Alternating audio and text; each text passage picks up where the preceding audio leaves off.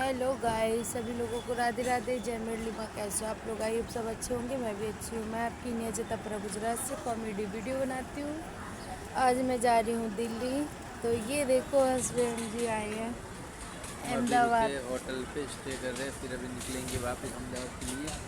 मैं देख रहा हूँ कि बस ना निकल जाए हमारी, क्योंकि बस गई तो फिर दिक्कत हो जाएगी।